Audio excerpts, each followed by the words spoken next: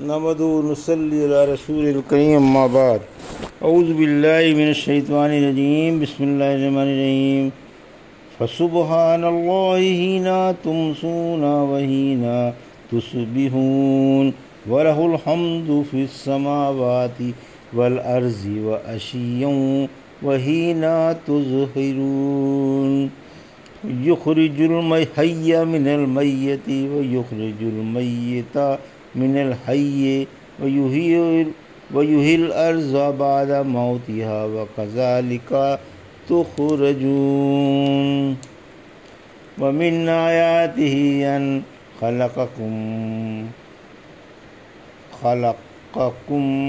من تراب ثم اذا انتم بشر تنتشرون ومن آیاتہ ان خلق لکم من انفسکم ازواجا لتسکنوا الیہا وجعل بینکم مودۃ ورحمۃ ان فی ذلک لآیات لقوم یتفکرون۔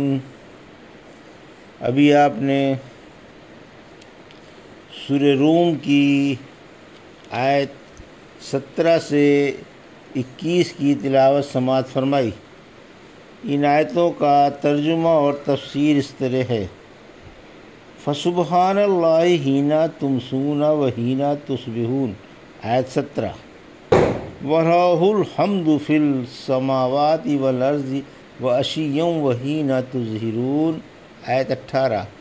یخرج الحی من المیت ویخرج المیت من الحی ویحیی الارض بعد موتها وکذالک تخرجون، آیت 19۔ ترجمہ: لہذا تم صبح و شام کی پاکی بیان کیا کرو، آسمان و زمین میں تمام تعریفوں کے لائق وہی ہے، اور عشاء اور ظہر کے وقت بھی اسی کی پاکی بیان کیا کرو۔ وہی جاندار کو بے جان سے اور بے جان کو جاندار سے پیدا کرتا ہے، اور زمین کو اس کے مر جانے کے بعد زندہ کرتا ہے، اسی طرح تم بھی پیدا کر دیے جاؤ گے۔ یہ تھا ترجمہ سورہ روم کی آیت 17 سے 19 کا تفسیر۔ آیت 17، پنچگانہ نماز کا حکم۔ اللہ اپنی مقدس ذات کی پاکی بیان فرما رہا ہے اور اپنے بندوں کو دن رات میں 5 بار اوقات مخصوصہ میں تسبیح و حمد کی ہدایت فرما رہا ہے، یعنی صبح، ظہر زوال کے بعد، عصر، مغرب، عشاء۔ یہ پانچوں اوقات قدرت کے کمال پر اور اللہ کے غلبے کی عظمت پر دلالت کرتے ہیں۔ شام اپنی تاریکیاں لے کر آتی ہے اور صبح اپنے دامن میں نور کی کرنیں لاتی ہے۔ پھر تسبیح کے مناسب بیچ میں ایک جملہ لایا گیا جس میں اللہ کی حمد کا بیان ہے۔ آیت 18، تمام کائنات خالق نور و ظلمت کی حمد کر رہی ہے، یعنی کائنات کے پیدا کرنے پر اللہ تعالیٰ ہی کی آسمان و زمین میں تعریفیں ہو رہی ہیں۔ عشاء یعنی مکمل تاریکی اور ظہر یعنی مکمل نور، اس لیے ظلمت و نور کا خالق پاک ہے، وہی صبح کی پو پھاڑتا ہے اور وہی رات کو خاموش بناتا ہے، جیسے کہ سورہ شمس کی آیت 3-4 میں فرمایا: دن کی قسم جب وہ اسے روشن کر دے اور رات کی قسم جب وہ اسے چھپا لے۔ خلیل اللہ کی وجہ تسمیہ۔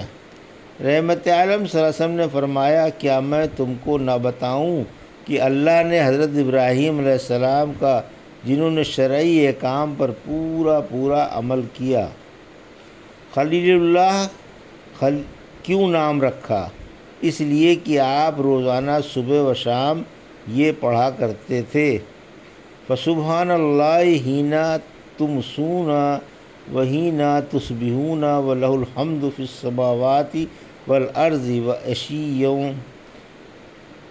وحین تظہرون۔ ایک کارآمد عمل۔ ایک روایت میں ہے کہ جس نے صبح کو یہ آیتیں پڑھ لیں اس سے دن میں جو کچھ فوت ہو گیا اس کی تلافی ہو جائے گی، اور جس نے شام کو پڑھنی اس سے رات میں جو کچھ فوت ہو گیا اس کی تلافی ہو جائے گی۔ آیت 19 کمال قدرت کا بیان۔ حق تعالیٰ کی قدرت کی نظرت ملاحظہ ہو کہ اس نے چیزیں میں ان کی ضدوں کی پیدا کی ہیں۔ ان آیتوں میں بالمقابل چیزوں کا بیان ہے تاکہ اس کی قدرت کا کمال معلوم ہو۔ مثلا صبح کے مقابل شام ہے، آسمان کے مقابل زمین ہے، دوپہر کے مقابل عشاء ہے، جاندار کے مقابل بے جان ہے، اور زندگی کے مقابل موت ہے۔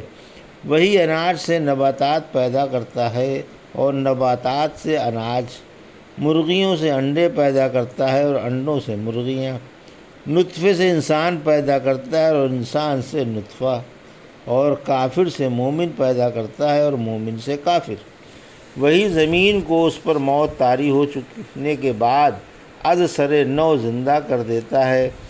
فرمایا سورہ یاسین کی آیت 33-34 میں، ان کے لیے مردہ زمین بھی ایک نشانی ہے، ہم نے اسے زندہ کر دیا اور اس سے غلہ پیدا کیا جس میں سے تم کھاتے ہو، اور ہم نے اس میں کھجور اور انگور کے باغ پیدا کیے اور اس میں نہریں جاری فرما دیں۔ وَمِنْ آيَاتِهِ أَنْ خَلَقَكُم مِّن تُرَابٍ ثُمَّ إِذَا أَنْتُمْ بَشَرٌ تَنْتَشِرُونَ۔ آیت 20 وَمِنْ آيَاتِهِ أَنْ خَلَقَ لَكُم مِّنْ أَنفُسِكُمْ أَزْوَاجًا لِتَسْكُنُوا إِلَيْهَا وَجَعَلَ بَيْنَكُم مَّوَدَّةً وَرَحْمَةً إِنَّ فِي ذَلِكَ لَآيَاتٍ لِقَوْمٍ يَتَفَكَّرُونَ۔ آیت 21 ترجمہ۔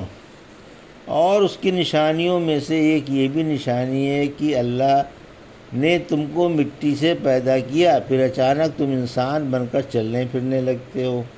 اور اس کی نشانیوں میں سے ایک یہ بھی نشانی ہے کہ اس نے تمہیں میں سے تمہارے لیے بیویاں پیدا کیں تاکہ تم کو ان سے آرام ملے، اور اس نے تمہارے درمیان محبت و شفقت پیدا کر دی۔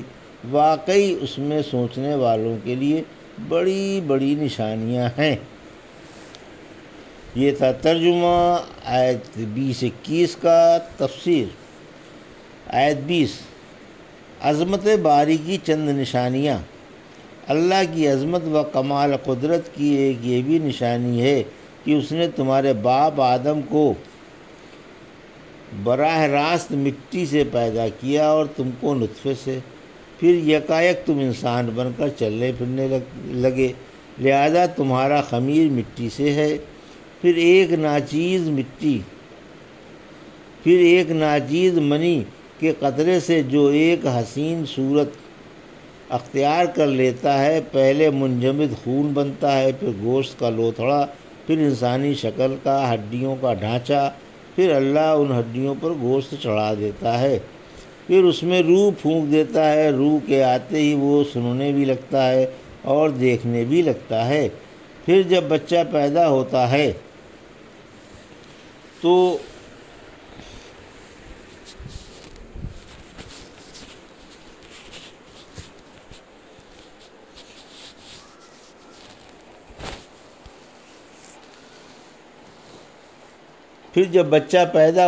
تو کمزور و نحیف اور کمزور قوہ کا ہوتا ہے، پھر جوں بڑھتا جاتا ہے قوہ میں طاقت آتی جاتی ہے اور رفتہ رفتہ ان کی تکمیل ہو جاتی ہے، یہاں تک کہ پوری طاقت کا جوان بن جاتا ہے اور بڑے بڑے شہر اور مضبوط قلعے تیار کرنے لگتا ہے، دنیا کا گوشہ گوشہ چھان مارتا ہے، سمندر کی پشت پر اور ہوا کے دوش پر سوار ہو کر دنیا کے ارد گرد چکر لگاتا ہے، طرح طرح سے روپیہ پیسہ کماتا ہے اور جوڑ جوڑ کر خزانہ جمع کر لیتا ہے۔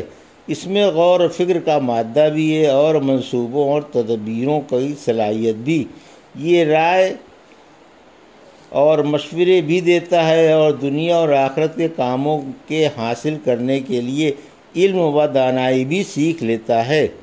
ہر ایک کو اس کی صلاحیت کے مطابق یہ چیزیں دی گئی ہیں۔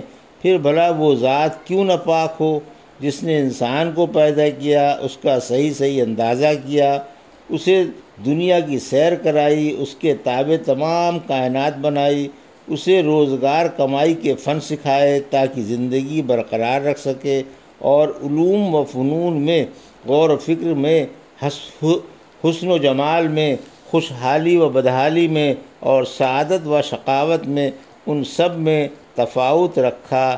رحمت عالم صلی اللہ علیہ وسلم نے فرمایا، اللہ نے آدم علیہ السلام کو مٹھی بھر مٹی سے پیدا کیا، جس کو زمین کے تمام گوشوں سے لیا گیا تھا۔ اسی لیے زمین کے مطابق انسان کوئی گورا ہے، کوئی سرخ، کوئی کالا ہے، کوئی درمیانی، کوئی گندا ہے، کوئی پاک، کوئی نرم ہے، کوئی سخت، اور کوئی درمیانی ہے۔ آیت 21۔ ہم جنس بیوی کا ہونا اللہ کی نعمت ہے، یعنی اللہ نے اپنی مہربانی سے تمہاری ہی جنس سے تمہارے آرام کے لیے عورتیں بنائیں اور ان سے تمہاری شادیاں رچائیں۔ سورہ اعراف کی آیت 189 میں فرمایا، اسی نے تم کو ایک جان سے پیدا کیا اور اسی سے اس کا جوڑا پیدا کیا تاکہ وہ اس سے آرام پائے۔ اس سے حضرت حوا مراد ہیں۔ حق تعالیٰ نے آپ کو حضرت آدم علیہ السلام کی چھوٹی اور بائیں پسلی سے پیدا فرمایا۔ اگر تمام انسان مرد ہی ہوتے اور ان کی عورتیں کسی دوسرے نوع سے ہوتیں، مثلا جنوں میں سے ہوتیں یا دیگر جانداروں میں سے، تو ان میں اور ان کی بیویوں میں موافقت کبھی پیدا نہ ہوتی، بلکہ اختلاف جنس نفرت کا سبب بن جاتا اور آپس میں محبت و پیار اور شفقت و انس ہرگز پیدا نہ ہوتا۔ پھر اللہ کی کتنی بڑی اور مکمل نعمت ہے کہ اس نے نہ صرف ہم جنس عورتیں پیدا کیں بلکہ میاں بیوی میں محبت و شفقت بھی پیدا کر دی۔ مرد عورت کو یا تو محبت کی وجہ سے رکھتا ہے یا اس وجہ سے کہ اس سے اس کی اولاد ہے اور وہ اس کی محتاج ہے، کیونکہ وہ اس کا کفیل ہے اور اسے خرچ دیتا ہے۔ سوچنے والوں کے لیے تو اس میں بھی اللہ کی قدرت کی بڑی بڑی نشانیاں ہیں۔ یہ تھا سورہ روم کی آیت 17 سے 21 کا ترجمہ اور تفسیر جو ابھی آپ نے سماعت فرمائی۔ بارک اللہ لی و لکم فی القرآن الحکیم و نفعنی ایاکم بآیات الذکر الحکیم۔